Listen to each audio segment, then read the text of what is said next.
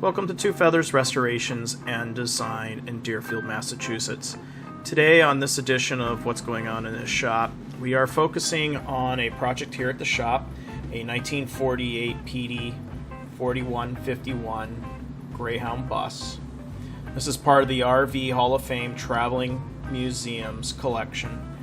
And this bus is coinciding with Two Feathers Restorations and Design. This bus is being fully restored to a level of restoration to make it appear as if it is still in service. While retaining its original features, it will be converted into a RV of today's standards.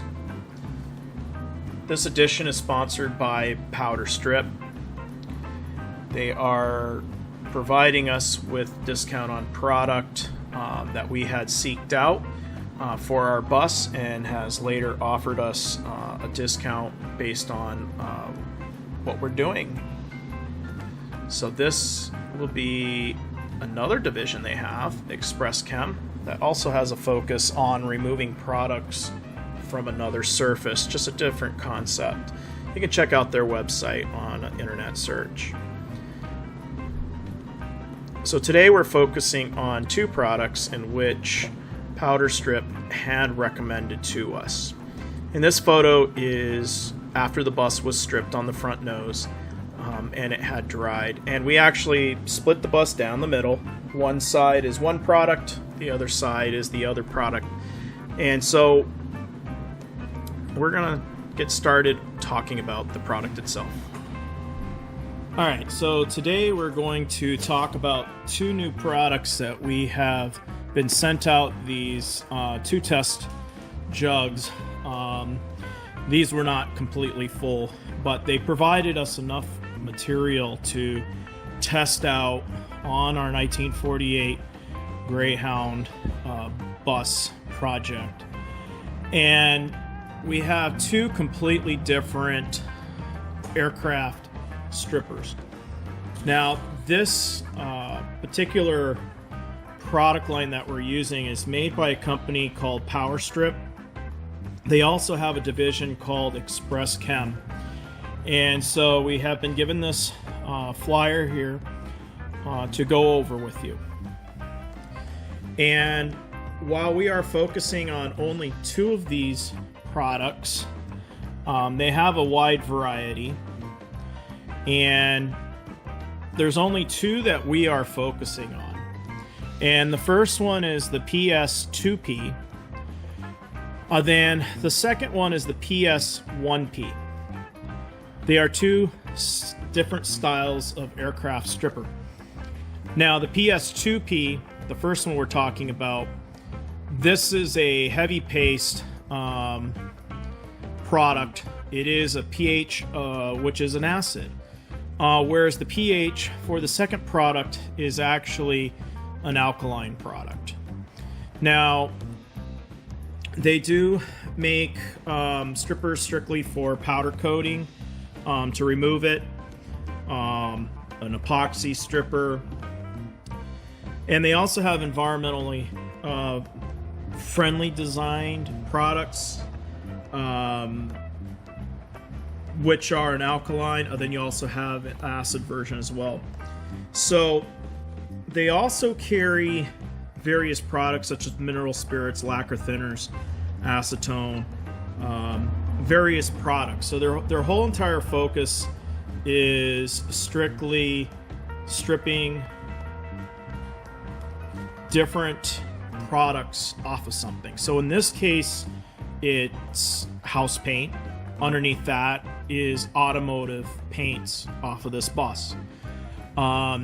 Other products we may use from them might be for like this trailer that's behind us. If it had some product inside, such as a cabinet that had varnish, these folks, we can use their product to remove that varnish from the wood. So we're solely focusing on just these two products. So in our video here, we're going to split and divide. So we initially worked on just testing it around two windows on the driver's side of the bus, and the environment that day was different than the video that you'll see with the front of the bus being done. So we're testing based on temperature.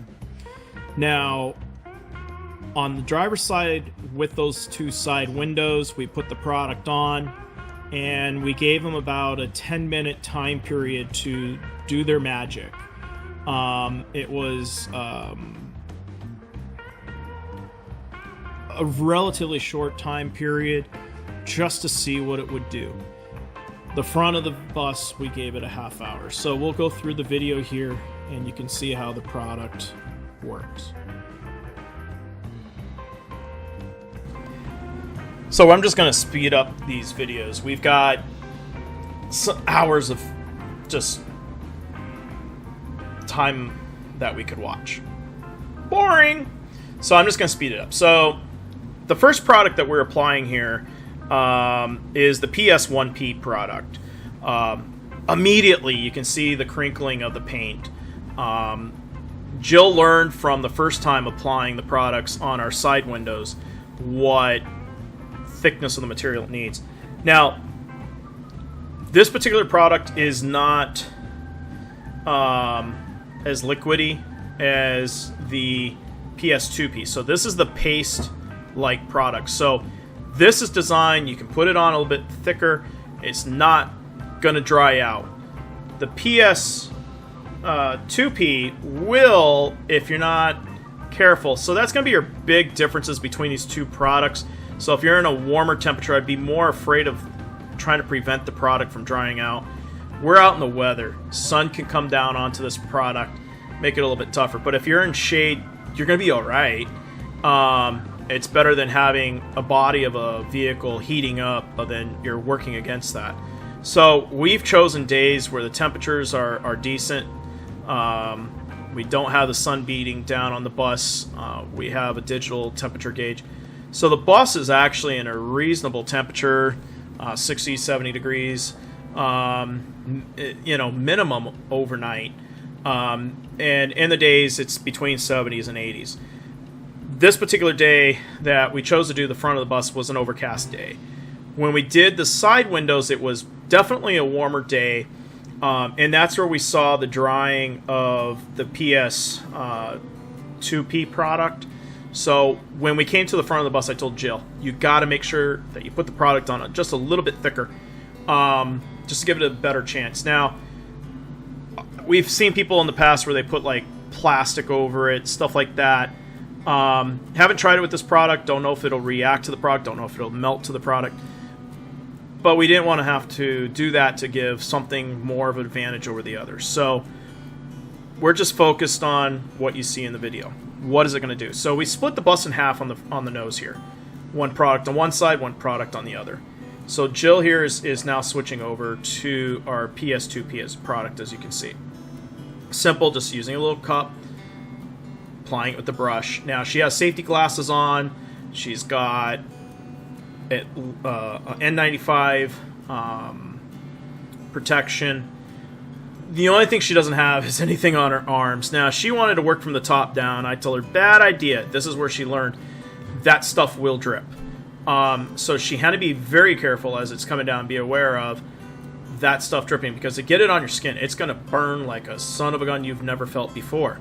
So you really need to have some protective gears wearing. In this case, this was only intended only for a test. We figure, what the hey, we had enough material in the container. Let's do it across the front of the bus, see what happens. Whereas our first initial test was just around the window frames on the side. We didn't remove windows. We didn't do anything like that.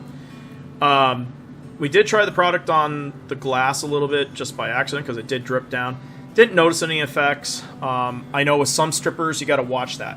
Again, this product is advertised as being more of an environmentally friendly product. It does neutralize once water saturates the product. It neutralizes it. Cannot stress the fact that you got to be safe when you're using something of this nature. It's very important. So with the PS2P product, let's go over what we're dealing with. So that is the product that Jill just got done putting on. It's a heavy paste remover that is a big step up from the PS1 product, which is the first one that we put on in this video. It is formulated with an acid activator to penetrate the toughest coatings on the market, including epoxy and clear coat. The PS2P paste blend works great on large parts, vertical surfaces, without losing any performance of an immersion stripper. Here's your results. You can see how it looks after a half hour, 35 minutes of sitting. Now the PS1P, what you see on this side, what we're looking at right now, the information on this is it's a heavy paste remover, works great on multiple coats of paint. You can see it. There's the proof. It'll stay wet for an extended time. The extra thick consistency works great, excellent on vertical surfaces. Now, here we are getting the pressure washer now. Probably should have safety glasses, that type of thing, but we are trying to spray off in a direction where we're not going to get any feedback, stuff bouncing back. But when you read the basic information on this that's below, they're both kind of like a liquidy, pasty kind of product, just one's thicker than the other. The PS2P, the pH balance is acid. The pH in the PS1P is an alkaline product. Okay? The PS1P, the very first product you see on the left side, is listed as being the least strong compared to the PS2P, which you see on the right, which is listed as being the strongest in this pamphlet.